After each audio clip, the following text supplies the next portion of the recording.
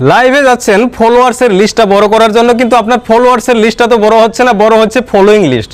এবার সেই ফলোইং লিস্টটা কিভাবে ছোট করবেন আর আপনার ফলোয়ার্সের লিস্টটা কিভাবে বড় করবেন সম্পূর্ণ কথাই বলবো, খুব ছোট্ট ভিডিও।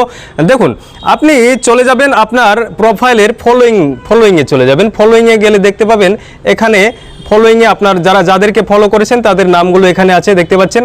তো এখান থেকে ধরুন এই ব্যক্তি, ওনাকে আমি ফলো করেছি, এখন উনি আমাকে ফলো ব্যাক করেছে কি না সেটা আমি কিভাবে জানবো?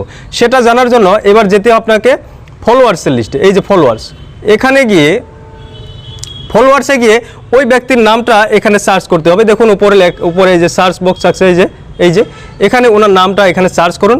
এখানে ওনার নামটা সার্চ করলে কিন্তু যদি ওনার নামটা এখানে থাকে তাহলে বুঝতে পারবেন যে উনি আপনাকে ফলো করেছে।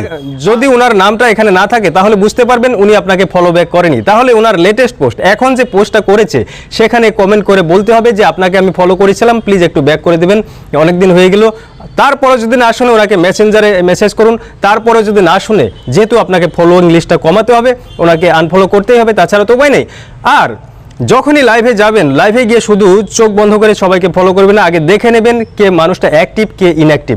হ্যাঁ, শুধু অ্যাক্টিভ মানুষদেরকে ফলো করবেন আর সঙ্গে সঙ্গে কমেন্ট করে বলে আসবেন। কমেন্ট না করলে কেউ বুঝতে পারবে না আপনি তাকে ফলো করেছেন নাকি।